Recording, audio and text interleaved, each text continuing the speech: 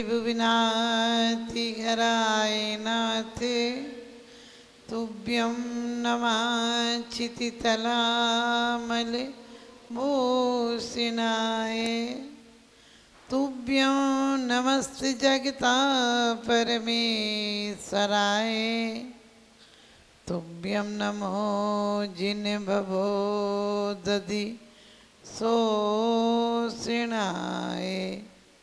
बोले आदिनाथ भगवान की, चंदा प्रभु भगवान की, बोले पार्श्वनाथ भगवान की, महावीर भगवान की, 2400 भगवान की, जैन धर्म की, जिनवाणी माता की, परम पूज्य प्रातः स्मरणीय गुरुदेव आचार्य सुमत सागर जी महाराज की, धन वैभव के जिन्हें भाई नालक हैं, चारित्र के जो सच्चे हिमालक हैं, मंदिर की मूर्तियां तो मौन रहती हैं, गुरुदेव तो चलते फिरते जिनालक हैं, गुरुदेव तो चलते फिरते जिनालक हैं। ऐसे परम पूज्य प्रातः स्मरणीय गुरुदेव आचार्य सुमत सागर जी महाराज जी की, परम पूज्य प्रातः स्मरणीय गुरुदेव आचार्य सन्मत सागर जी महाराज, परम पूज्य गुरुदेव आचार्य विद्यासागर जी महाराज, परम पूज्य गुरुदेव आचार्य ज्ञान सागर जी महाराज की, परम पूज्य गुरुदेव आचार्य वर्धमान सागर जी महाराज, परम पूज्य गुरुदेव आचार्य विराग सागर जी महाराज।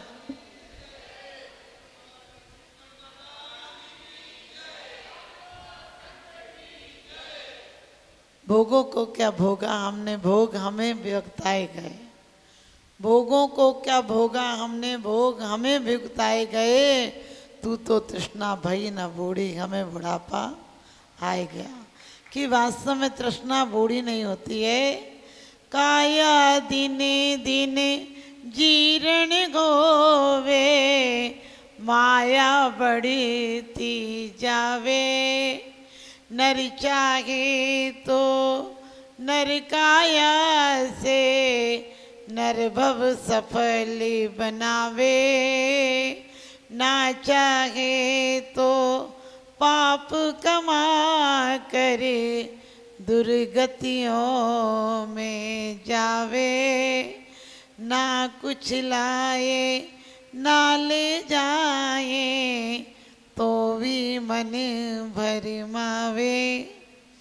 ये मन एक उच्छृंखल घोड़े की तरह है, क्योंकि घोड़े की यदि सवारी करना आता हो तो घोड़ा मंजिल तक पहुंचा देता है, और यदि अनाड़ी व्यक्ति जिसे सवारी करना नहीं आता उसे खड्डे में गिरा देता है, हाथ पैर टूट जाते हैं। तो हमें ये देखना है कि ये इंद्रियां संतों को भी मिली हैं, ये इंद्रियां तुम्हें भी मिली हैं।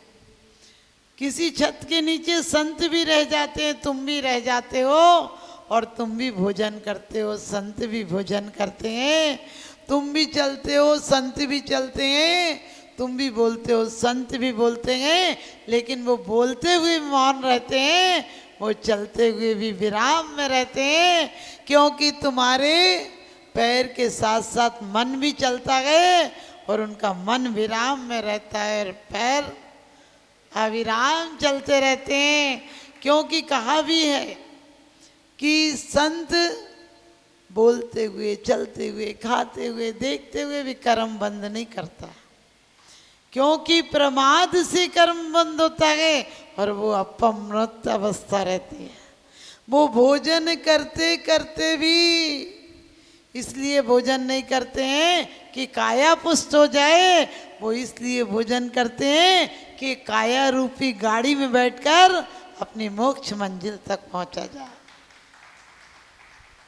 आप पढ़ते हैं कि कैसा आहार लेते हैं, रस को पोसने के लिए नहीं, योग को, तपस्या को चलाने के लिए लेते हैं। क्योंकि कहा भी है, तृष्णा कभी संतुष्ट नहीं होती है। आपने देखा कि जितनी तृष्णा बढ़ जाएगी, ज्यों ज्यों भोग मनोग मनोहर मन वांछित फल पावे, तृष्णा नागिन त्यों त्यों डंके लगर जगर की आवे, मैं चक्री पद पाई निरंतर भोगे भोग गनेरे, तो भी तनिक भये नहीं पूरन भोग मनोरथ मेरे। और इतना ही नहीं कहा, कहते हैं भोग कैसे हैं, तो कहते हैं कि जहरीले नाग हो या आग हो, वो एक जन्म समाप्त करती है। ये भोगों की तृष्णा भवांतर में त्रास भी देती है, संताप भी देती है, अपमान भी देती है और दुर्गति तक पहुंचा देती है।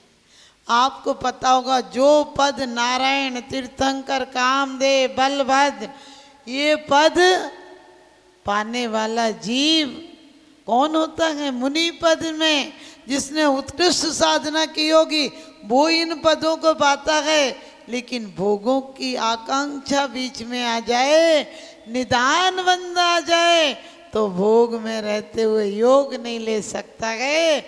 और राजेशु सो नरकेशु, 6 खंड की विभूति हो या 3 खंड की विभूति हो, नियम से नरक पहुंचा देती है। चक्रवर्ती यदि तपस्या कर ले तो स्वर्ग और मोक्ष 2 रास्ते हैं, और भोग में मर जाए तो नरक जाएगा। हमें क्या करना है?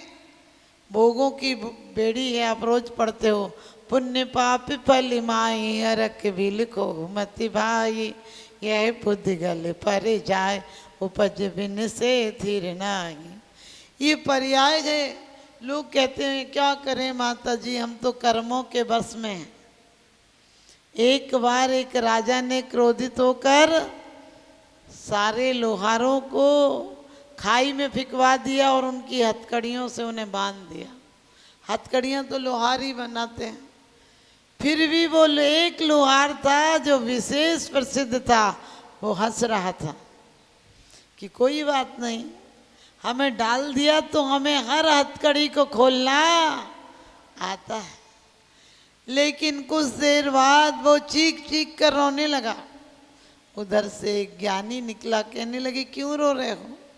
कहने लगे मुझे अफसोस है, मैं हर कोई की बनाई हथकड़ियाँ खोल सकता हूँ, लेकिन मैं इतना प्रसिद्ध लोहार हूँ कि मेरी बनी हथकड़ियों पर एक मोहर लगा देता हूँ, पक्के लोहे की सील ठोक देता हूँ, उसे दुनिया का कोई कारीगर भी नहीं खोल सकता है।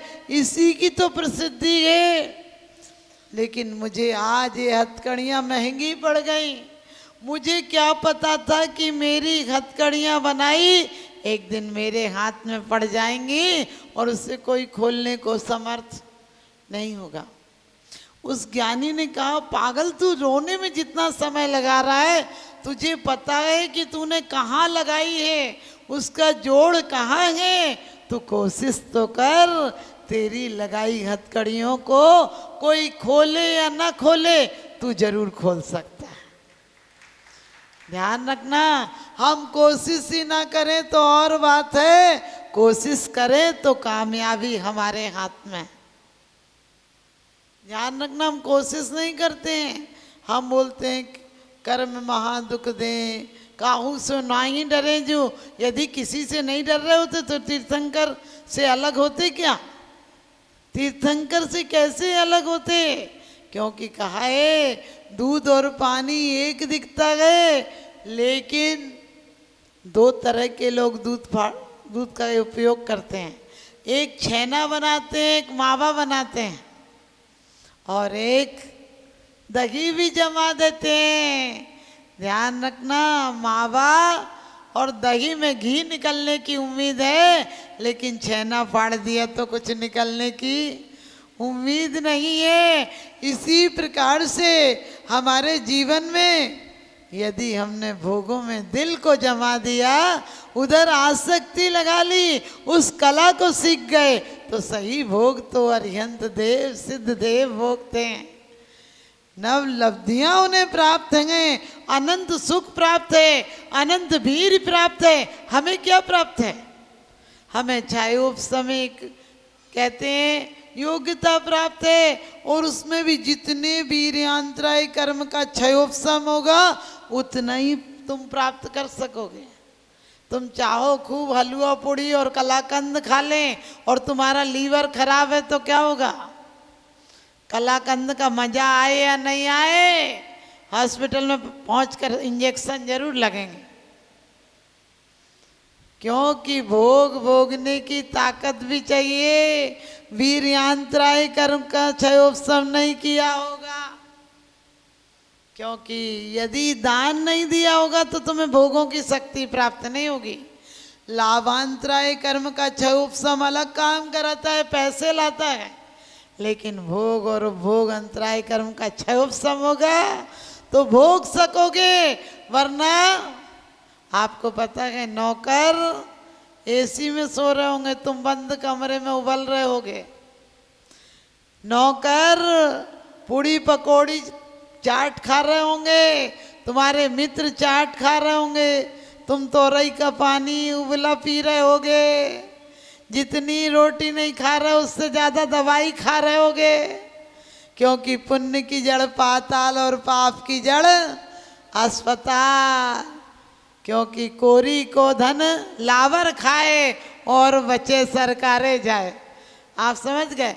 तुम सिर्फ धन जोड़ सकते हो, लेकिन बहुत तीव्र पुण्य किया होगा तो तुम्हारा धन अच्छी जगह लग पाएगा।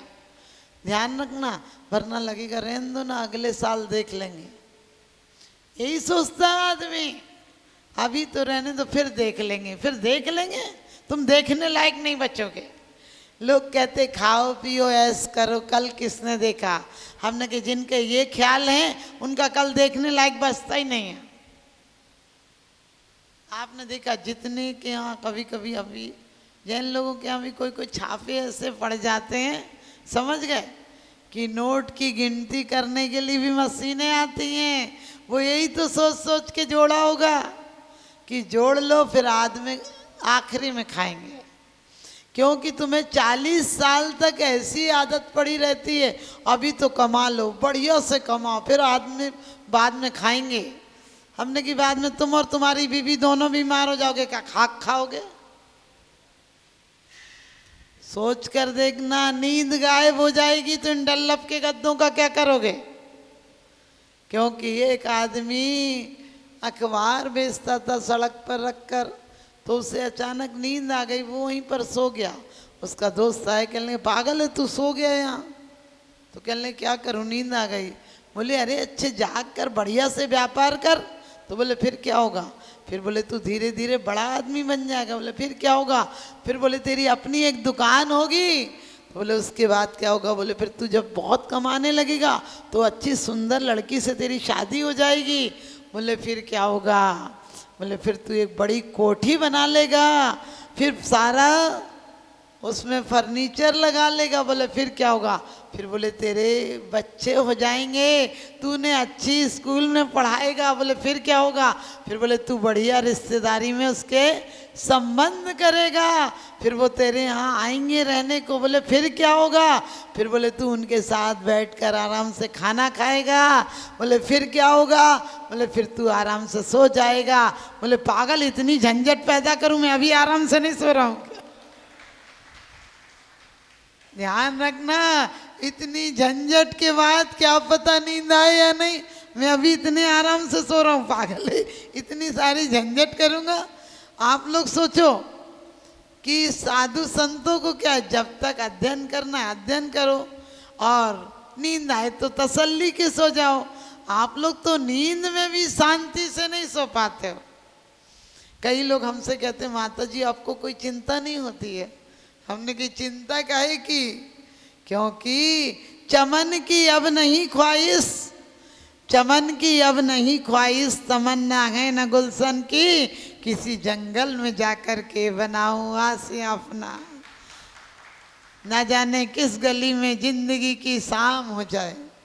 हमें कोई 2016 की बात है, डॉक्टर ने मना कर दिया कि माता जी मुश्किल से 2 महीना हार्ट काम करेगा।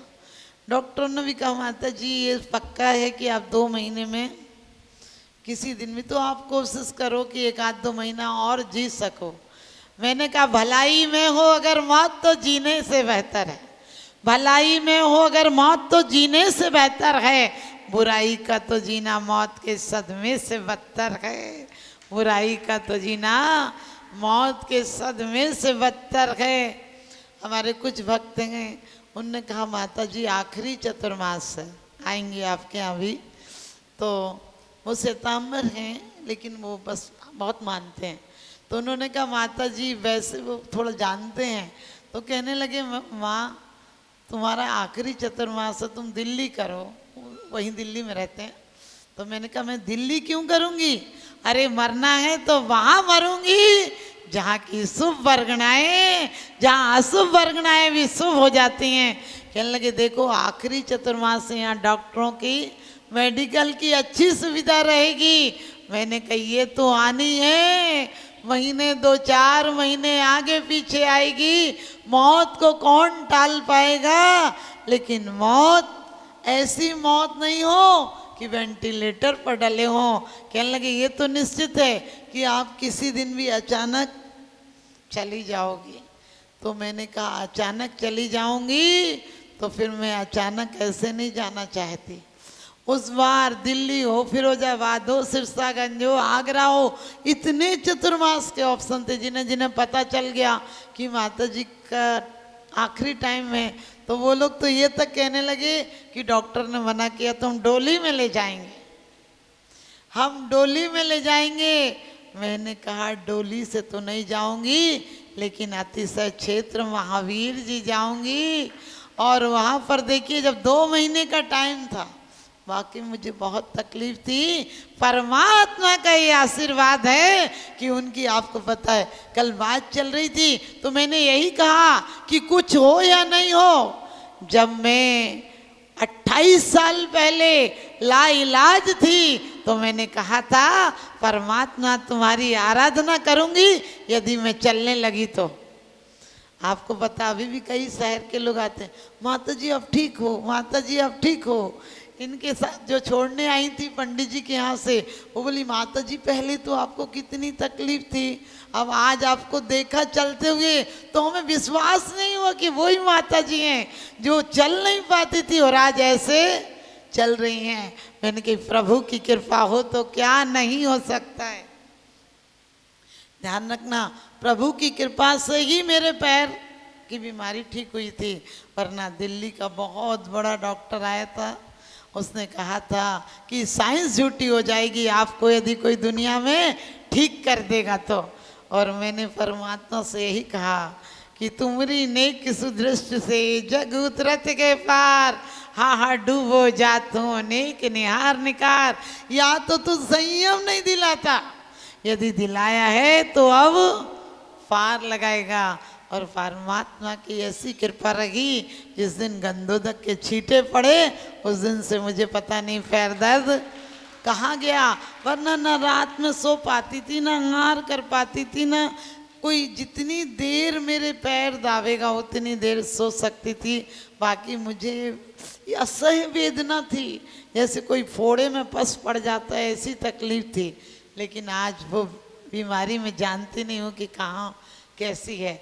लेकिन आप ध्यान रखना, क्यों आपको ये बात बता रही हूँ, हमेशा शुभ परिणाम करना। जब मौत को कौन टाल सका है, साल 6 महीने आगे पीछे कोई तारीख होगी, कोई साल होगा, कोई दिन होगा, मौत निश्चित है, सिर्फ तिथि अनिश्चित है। ध्यान रखना, मौत निश्चित है, सिर्फ तिथि अनिश्चित है।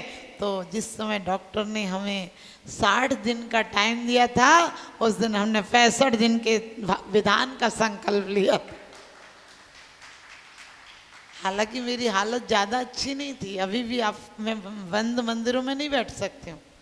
आपको पता होगा कि बहुत दिन तक हम शुरू में बहुत चीज़ों का उपयोग नहीं किया। अब हार्ट के कारण हम ऑक्सीजन की कमी हो तो नहीं बैठ पाते हैं कहीं भी। हम मंदिरों में आपने देखा किसी वेदी में 1 सेकंड में दर्शन करके बाहर निकल जाते हैं। अभी भी सांस की तो प्रॉब्लम हो ही है, लेकिन आप ध्यान रखना परमात्मा की कैसी कृपा रही, क्योंकि शरीर अपना काम करता है, और आत्मा और पुण्य अपना काम करता है। जिस दिन मैंने 65 दिन का विधान समाप्त किया, बहुत ऐसे ऐसे भक्त लोग हैं, आपके यहाँ आएंगे शायद चतुर्मास के लास्ट में, अभी पैरों का ऑपरेशन हुआ। वो 3 भाई हैं, 3 भाई सिकंदरा में रहते हैं महावीर जी के पास ही। आजकल हमारे महावीर जी के कैशियर हैं अनिल भाई। लेकिन आप देखिए 3 भाई थे, एक ही घर में रहते हैं, लेकिन तीनों अलग अलग दिन बस लेकर आए। अपने पूरे पूरे रिश्तेदार को लेकर आते थे।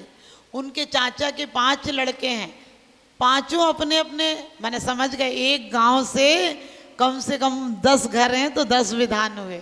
हम उनसे बोलते थे तुम्हारे रिश्तेदार तो वो ही हैं, तुम क्यों अलग अलग लेके आते हो? कहने लगे माता जी हमारे यहाँ ब्याह हुए तब भी तुम्हारे घर अलग अलग आवे।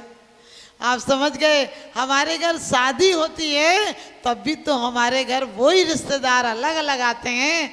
तो हमारी माँ का आखिरी टाइम है तो हम सब भावनाएं तो अपनी अपनी तरफ से भाएंगे।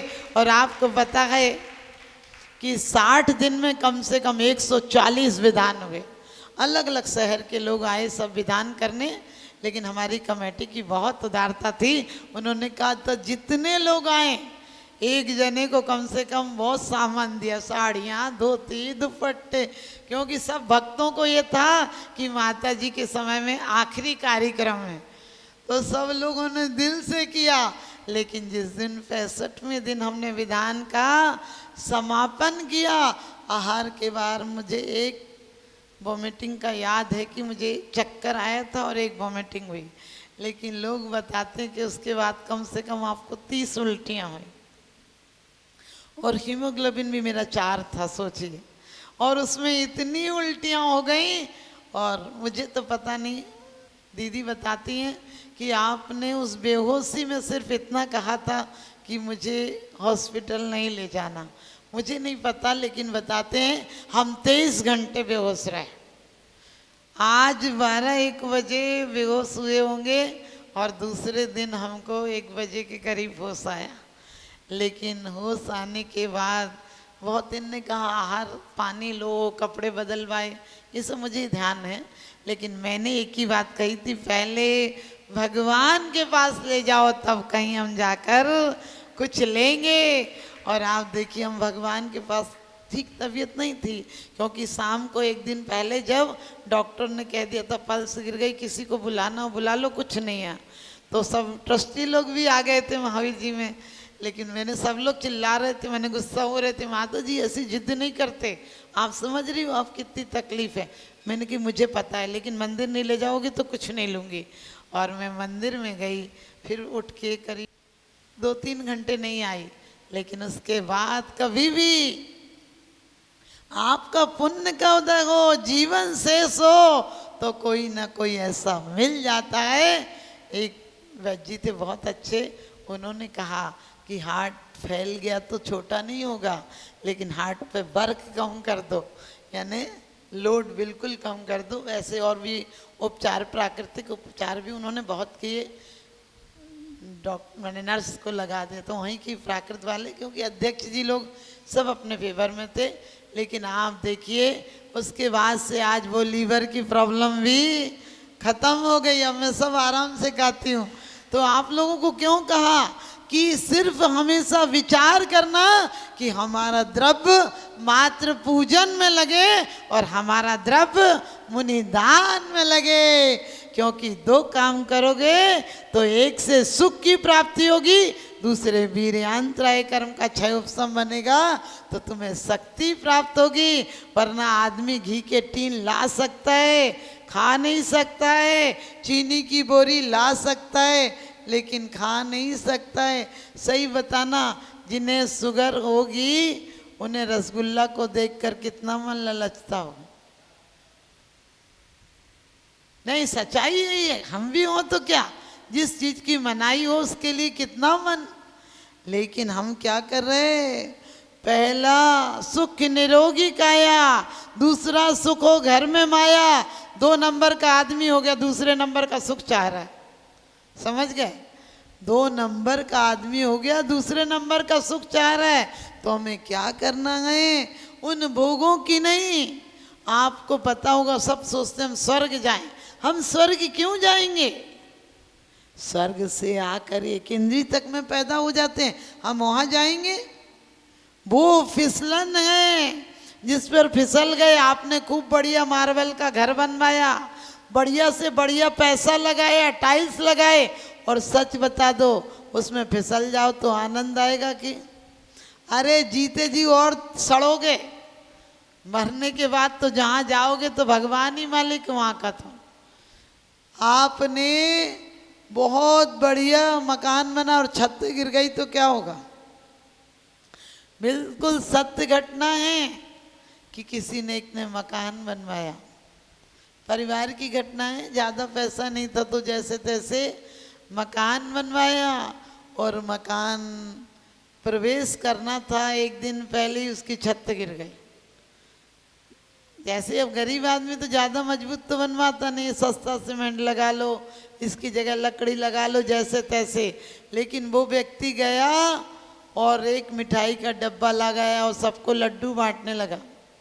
मैंने पूछा दिमाग खराब, एक तो तुम्हारा पूरा मुश्किल से मकान बनाया था वो गिर गया और तुम लड्डू बांट रहे हो।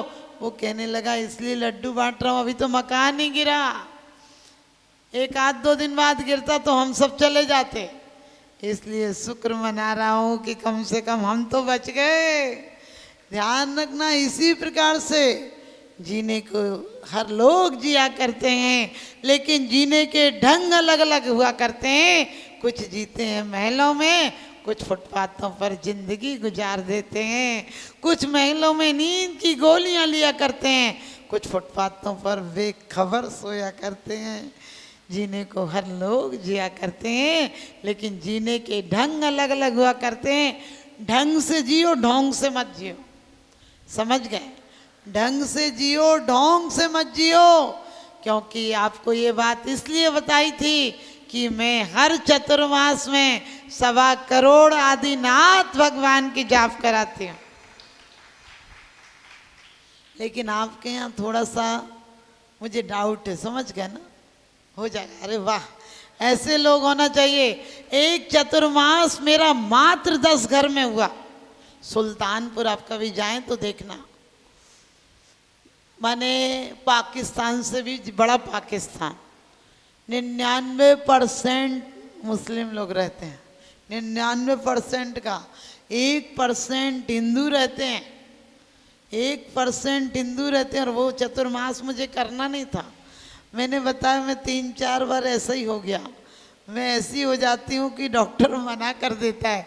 आप लोग, कई लोग परसों कह रहे थे माता जी भक्ति नहीं होगी। हमने कहा भक्ति जरूर होगी, कुछ हो या नहीं हो। आपने देखा होगा कभी कभी ऐसे सामूहिक रूप में नहीं होती तो मैं मंदिर में जाके करती हूँ, लेकिन परमात्मा की आराधना कभी नहीं छोड़ती हूँ। तो मैं बद्रीनाथ से लौटी, एक व्यक्ति रास्ते में चौका लेकर आए थे सुल्तानपुर के, हमसे कहने लगे माता जी हमारे गांव में कभी चतुर्मास हो सकता है।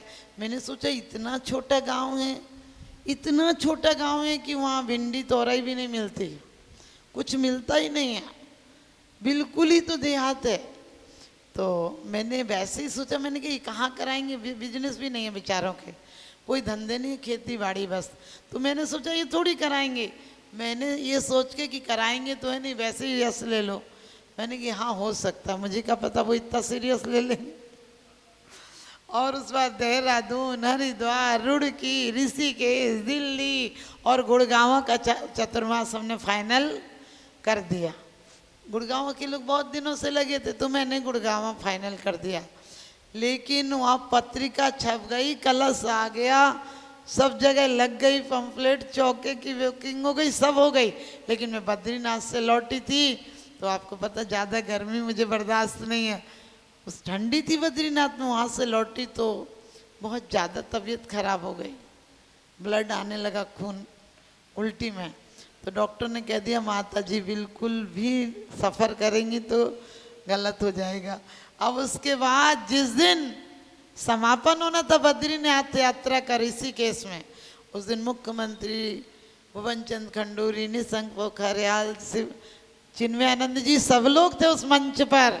और आप देखिए 10 घर की समाज में कम से कम 15-15 फुट के तो वो बैनर लगा के लाए थे। चतुर्मास की आस में 10 घर की समाज, 10 घर से नहीं आए थे वो, आसपास ना कोड़म बेटा, सरसा और सहारनपुर, सब चिल्काना और नकुड़कुड़, सब जगह से बसें भर कर लाए थे। कम से कम 400 आदमी लाए थे और सबकी टोपियों पे लिखा था चतुर्मास की आस में, पटकों पे लिखा था चतुर्मास की आस में। और मेरी तबीयत, मैंने मंच पर मना कर दिया। वो कहने लगे माता जी तो घर नहीं जाएंगे हम, ये भी पक्का है, मिलेगा तो चतुर्मास लेके जाएंगे। तबीयत तो मेरी खराब ही थी। लौट कर आकर फिर तबीयत ज़्यादा खराब हो गई। उनका गांव मात्र 150 किलोमीटर, 170 होगा, लेकिन गुड़गांव 350 किलोमीटर था। तो मुझे मजबूरी में निर्णय उनके गांव का देना पड़ा। लेकिन जब दिल्ली के लोग आए तो ये बोले माता जी हम पूरी दिल्ली मिलकर ऐसा चतुर्मास नहीं करा सकते। आप सोचते हो कैसी एकता थी। वहाँ 10 घर थे, वहाँ 10 घर थे। पास के गांव आपने सुना हो चिल्काना, सरिता चेन्नई का पैतृक गांव है वो चिल्काना में 18 घर हैं तो 28 घर समझिए। वो दूसरे गांव वालों ने अपने यहाँ 10 लक्षण नहीं किए। बोले माता जी तुम आओगी तो हमारे यहाँ 10 लक्षण हो जाएंगे। पूरी सुबह से शाम तक उनकी गाड़ियाँ, सुबह 5 बजे से गाड़ियाँ लगती थी जो रात को 11 बजे तक चावल वालों की गाड़ी खड़ी रहती थी। और सबसे बड़ा चमत्कार देखिए जाप का, मुझे ये भी नहीं पता था कि कौन को। वो बाद में बोले माता जी क्या हो गया, मेरी बहू को किडनी खराब थी, डायलिसिस हो रहा था, अभी डॉक्टर ने कहा कि तुम सच बताओ दवाई कहाँ की ली। हमने कही क्यों, क्या हो गया। तो वो कहने लगे कि माता जी 70% खराब थी, वो 30% रह गई, अब बिल्कुल नॉर्मल हो गई। लेकिन उन्होंने बहुत सेवा की, झूठ क्यों कहें। आप सोचिए वहाँ इतना उत्साह था।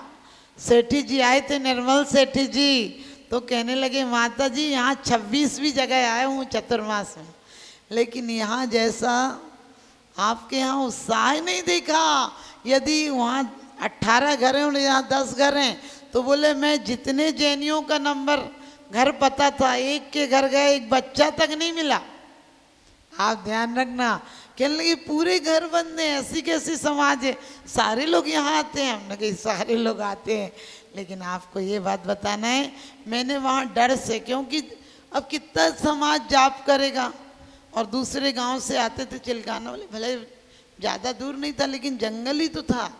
लेकिन आप समझिए कि वहाँ पर हमने डरते डरते रखा कि 21 लाख जाप करेंगे।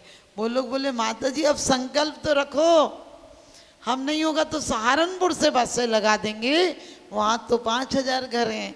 बोले आप चिंता मत करो, हम सहारनपुर से भी बसें लगा देंगे, क्योंकि वहाँ जो चतुर्मास संपन्न, इतना विशाल चतुर्मास हुआ। उनकी 23 लड़कियाँ बड़े बड़े नगरों में अध्यक्षों के यहाँ हैं, उनकी 23 लड़कियों ने 1.25 लाख की बोलियाँ ली थी। एक ने मुख्य कलश 5 लाख का लिया था वहाँ। लेकिन सबसे बढ़िया बात थी उनने दिल खोल के खर्च किया और उस छोटे से गांव में 1,35,00,000 जाप हुआ। आप अंदाज लगा सकते हैं, 1,35,00,000 जाप हुआ। मुझे इसलिए उम्मीद नहीं थी, मैंने कहा कौन करेगा यहाँ जाप। मैंने वैसे ही कह दिया जो परिवार 5 लाख से ऊपर जाप करेंगे उन्हें प्रथम पुरस्कार। और चमत्कार तो जब हुआ, एक महिला आती थी तो ऐसे, उसका बहुत अच्छा नाम तो ध्यान नहीं आ रहा है, तो उसके हाथ में इतनी एलर्जी थी, पस सा निकलता रहता था और वो पूरी बीमारी का खजाना था। मैंने उससे लोग लेके आते थे तो हमें लगता था अभी यहीं मर जाएगी। हम उसको बल्कि बोलते थे इनको मत लाया करो ना, हमारे यहाँ मत लाया करो, वहीं से आशीर्वाद है। और एक दिन बोली वो माता जी मैं भी जाप कर सकती हूँ। मुझे लगा मंदिर में मर जाएगी तो अशुद्ध हो जाएगी जाप। मैंने कहा नहीं नहीं तुम घर पे ही जाप किया करो। और जब भी पैर छूती तो मैं उससे बोलती थी दूर से छुओ ना आप पैर। कोई महीना लास्ट चल रहा होगा जाप का, तब एक दिन आई तो वो थोड़ी सी ठीक लग रही थी। मुझे पता नहीं था क्योंकि मेरा और मंदिर में थोड़ा सा गैप था। तो मैंने उससे फिर उसने पैर छुए, क्षमा उमा नाम था। मैंने कि दूर से पैर छुओ ना, क्यों छू रही हो? तो वो कहने लगी माता जी देखो। मैंने कहा अरे तुम हाथ तो बिल्कुल ठीक हो गए। कहने लगी माता जी मैं जाप में जाती हूँ 6 घंटे बैठती हूँ। मुझे ताज्जुब हुआ, मैंने कि तुम 6 घंटे बैठती हो? और बाद में उसने बताया कि माता जी सारी दवाइयाँ बंद हो गई, पूरी ठीक हो गई। अभी पर साल देखिए, मुरादाबाद की बात है, कई लोगों के हाथ दर्द ठीक हो गए, कई की कई बीमारियां ठीक हो गई। लेकिन एक बच्ची है, उसकी गांठ थी 2 और बहुत रोने लगी। कहने लगी माता जी किसी को पता चल जाएगा तो मेरी आगे भविष्य खराब हो जाएगा। मैं आपको ही बता रही, ज़्यादा संपन्न परिवार की नहीं थी। तो मैंने कहा बेटा मैं और तो कुछ नहीं जानती, सिर्फ भगवान के नाम पर मुझे श्रद्धा है, तू जाप दिया कर। और खुशी तो जब हुई, जाप तो मैंने 1 महीने का रखा था, वो 10 दिन बाद आई और कहने लगी माता जी पहले तो दर्द बंद हुआ था मेरा, फिर मैंने सोचा एक बार चेकअप करा के आऊँ तो मेरी गांठ खत्म हो गई। डॉक्टर ने कहा क्या हो गया? तो आप ये मत सोचना मेरा कोई चमत्कार है, तुम जितनी श्रद्धा और आस्था से जाप करोगे उतना आपको फायदा होगा। तो आपको सिर्फ ये कहना है कि मैं मोक्ष सप्तमी के बाद, भले चाहे मैं पूरे से नहीं जाऊंगी, क्योंकि आप लोग यहाँ 1 घंटे को आते हो, आप लोग यहाँ 1 घंटे को आते हो, दिन भर तो नहीं आ सकते हो। तो इस बार मैंने सोचा है कि यहाँ जाप हो जाए तो ठीक है, नहीं तो आप लोग अपने अपने मंदिरों में भी, हम कभी देते नहीं है इजाज़त। मैं बोलती हूँ जहाँ संकल्प है वहीं जाप करना है। अभी पर साल भी हम किसी जगह भी, अजमेर गए, वो बोले माता जी 1 करोड़ का संकल्प नहीं लेना, हमारे यहाँ कोई नहीं आता जाप में। मैंने कि मत आने दो, ये लूँगी तो 1 करोड़ का, तुम्हारे समाज में भी नहीं लूँगी, 250 घर की समाज है, फिर कहाँ लूँगी।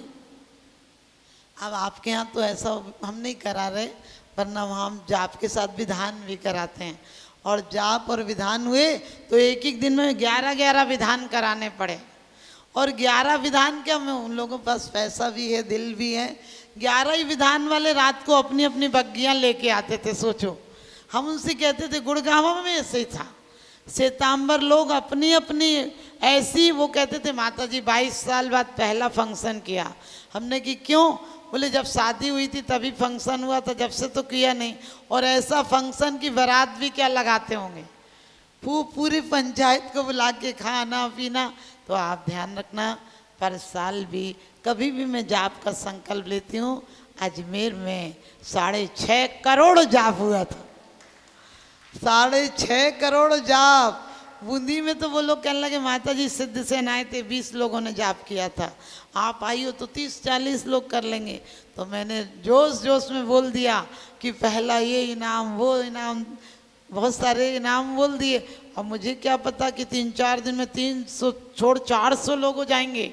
मंदिरों की थालियां कम पड़ गई, फिर कहना पड़ा भैया जाप करते हो तो अपने अपने घर की थाली लाओ। और एक तखत वहाँ पर था, इस पर सारे बुजुर्ग लोग बैठ के जाप करते थे। वो लोग बोले माता जी इस तखत की बोली लगा दो। वो लोग थोड़े मनोविनोद वाले, अभी तो कम लोग आए थे, ज़्यादा बहुत अच्छे उत्साहित लोग हैं। और वाकई में वहाँ भी 111 कलश गए थे। लेकिन ये जाप का जो भी अनुष्ठान होता है, वो जाप का अनुष्ठान साल भर उन्हीं कामों में आता है, जिससे हम हर जगह जिनेंद्र देव के जिनालों में अर्चना कर सकें, विधान कर सकें, त्यागियों के आहार चर्या में सहयोग दे सकें, उस काम में आता है। और हर क्षेत्रों पर हम पपोरा हो, आहार जी हो। हम आहार जी तो कम रुके हैं, एक आध बार मौका लगा तो दोबारा जाएंगे। तो आज आपको प्रवचन नहीं देना था, सिर्फ आपको ये बताना था कि आज तक तुमने भोगों में अपना उपयोग लगाया है, अब एक बार प्रभु भक्ति में उपयोग लगा कर देखो, तुम सही उपभोग के भोक्ता हो जाओगे।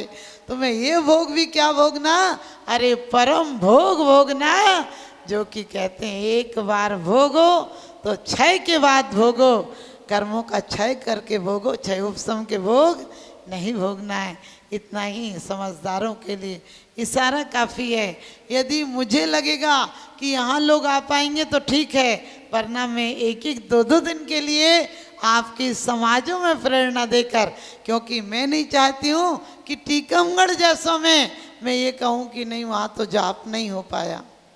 ध्यान रखना, मैं जाप मैंने एक बार नियम लिया था कि यदि मैं दोबारा बीमार नहीं पड़ूंगी, ये तकलीफ़ थी मुझे, मैंने सोचा था यदि मेरी तकलीफ़ दोबारा नहीं हुई तो मैं 11,000 विधान करूंगी।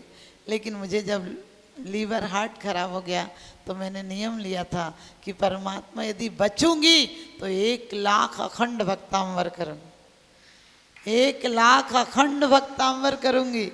और आप देखिए, हम बाद में 1 लाख भक्तांवर का नियम लिया था, लेकिन 1,57,000 भक्तांवर, और वो भी ऐसे नहीं हुए जैसे हम आपके प्रवचन। म्यूजिक मंडली थी जो हमने कम से कम 18 लोग म्यूजिक पर बुला रखे थे। यदि 12 से 3 तक की किसी की ड्यूटी है, 3 से 6 तक की, तो 2:45 बजे दूसरी टीम अपने ड्यूटी पर पहुंच जाएगी। और आपको बता दें कि देवता कैसे आते हैं, हम क्योंकि सुबह 5 बजे जाके हम आते थे, 3 बजे आहार को उठते थे। सुबह 5 बजे मंदिर में जाकर आप सोचो कैसा विधान होता होगा। विधान में जो बैठने वाले यहाँ थोड़ी बैठते थे, जिनका विधान होगा उनके लिए एक सुंदर मंडप बनाया हुआ था। मंडप की रेलिंग पर चारों तरफ उसमें विधान करता बैठते थे, बीच में मंडप था। तो बहुत अच्छे म्यूजिक वाले भी बहुत अच्छे थे। लेकिन आप देखिए कि उस मंडप के अलावा हम फिर 3 बजे से आहार करके हम 4 बजे वापस चले जाते थे, तो हम 12:30 बजे रात को आते थे कमरे में। 12 बजे झोंपड़ी थी, दिसंबर का महीना था, तो झोंपड़ी मंदिर में ही बनवा रखी थी। लेकिन एक दिन लड़कों को लगा, दिसंबर की ठंड थी तो बहुत बड़े बड़े गेट हैं, खोलो तो ठंड आती है, तो उन लोगों को लगा 12:30 बजे माता जी चली जाती हैं, फिर तो सुबह ही आती हैं। तो उन लड़कों के मन में आया होगा, पहले सीडी चलती थी, आप समझ गए, कैसेट चलती थी चौकोर वाली फिट करने वाली। तो उनने क्या करा कि वो कैसेट लगा दी, दिन में रिकॉर्ड कर ली होगी। हम आए उसके बाद उन्होंने उस कैसेट को लगा दी मतलब। और वहाँ पर इतना बड़ा आयोजन था कि लोग दूसरा शहर समझिए, दूसरा शहर बसा रखा था, वहाँ एक भी जैनी नहीं है।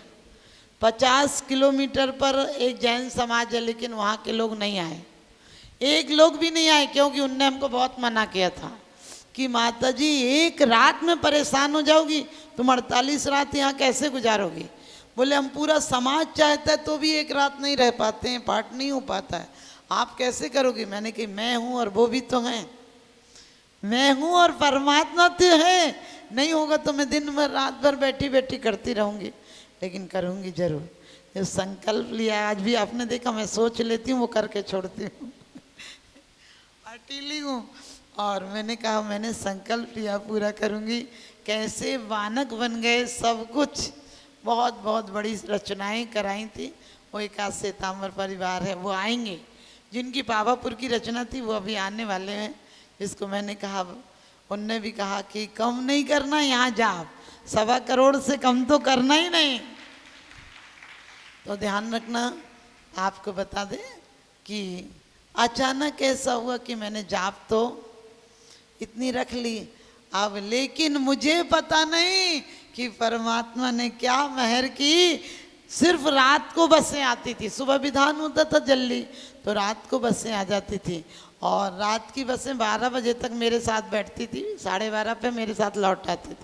उनने लगाया और बहुत लाइटिंग, बाहर लाइटिंग थी, साउंड थे, और कहते हैं कि वैसे भी 3-3 जनरेटर, 3-3 भोजनालय अपनी संस्था की तरफ से बहुत बड़ा आयोजन था।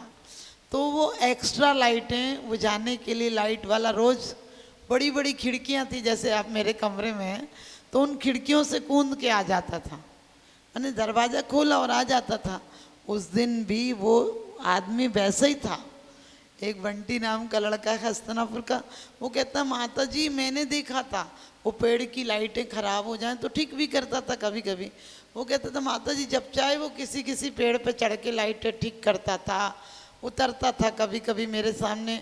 और वो बंटी गुस्सा, और वो भी उसके साथ ही वो आदमी आया, और आदमी आके वो कहने लगा माता जी वैसे ही खेस ओढ़े था वो, जैसे रोज ओढ़ता था वैसे ही खेस ओढ़ा था, लेकिन जैसे ही मैंने कैसेट लगाई वो आदमी छत छू गया। आप समझ गए, छत छू गया का मतलब कम से कम 15-16 फीट का आदमी हो गया। और कहता है माता जी इतनी दूरी थी उसके बैठने में और श्री जी की बेदी में रेलिंग लगी थी, समझिए शीशे वाला गेट। वो कहता है उसने वहीं से एक हाथ मारा, हम 5 लोग गिर गए कुर्सी से। वो आप समझ गए, वो कोई देवता ही तो होगा, आदमी थोड़ी होगा। हम तो नहीं थे, झूठ क्यों कहें।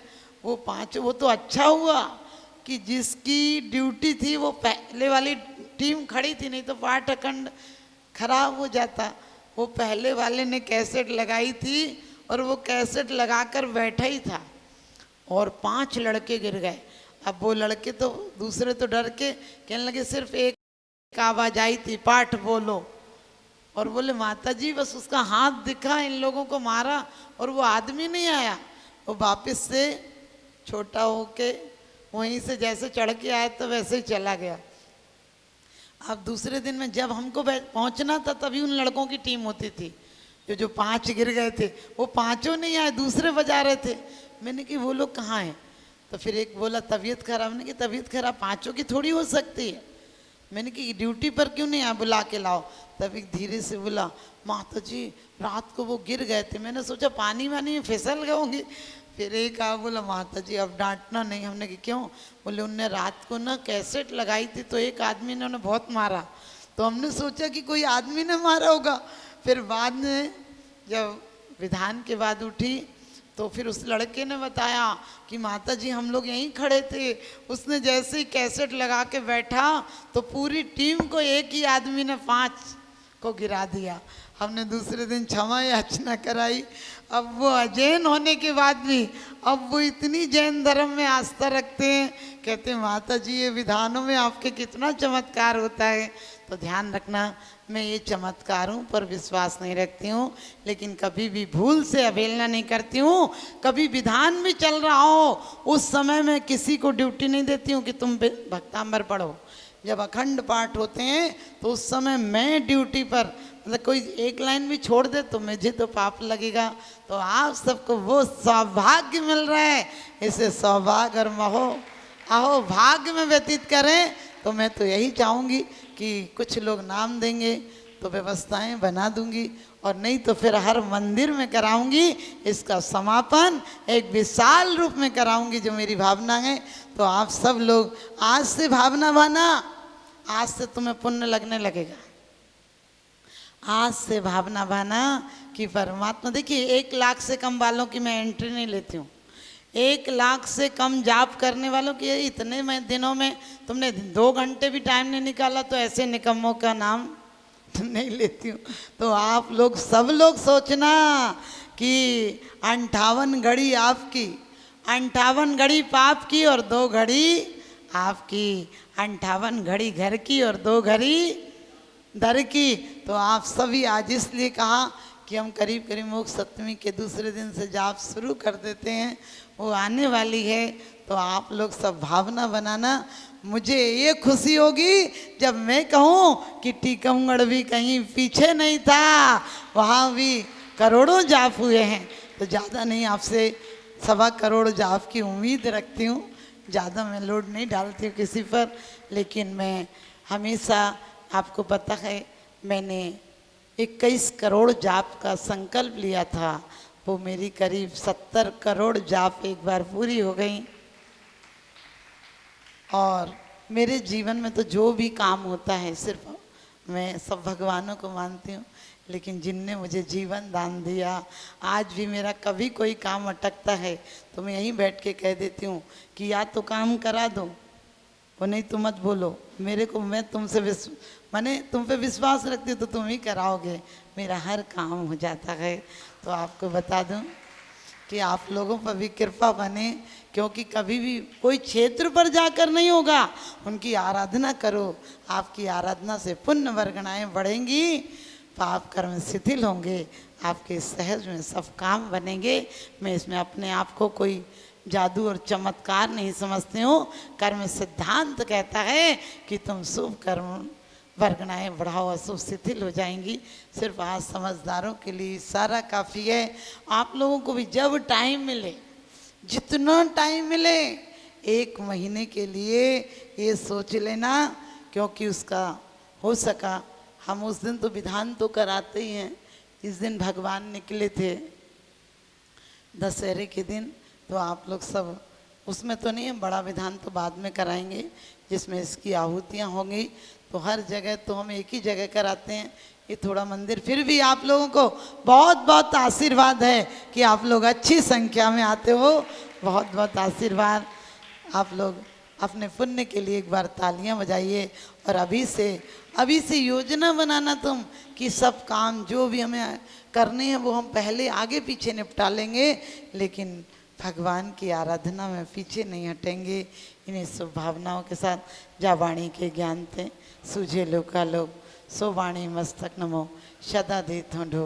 हे जिन वाणी भारती तो जपों दिन रैन, जो तेरी शरणा गए सो पावे सुख चैन। हे शारदे अब कृपा कर दे जरा तो, तेरा उपासक खड़ा भव से डराजो। माता विलंब करना मत मैं पुजारी, आशीष दो बन सको बस निर्विकारी। नौबानो।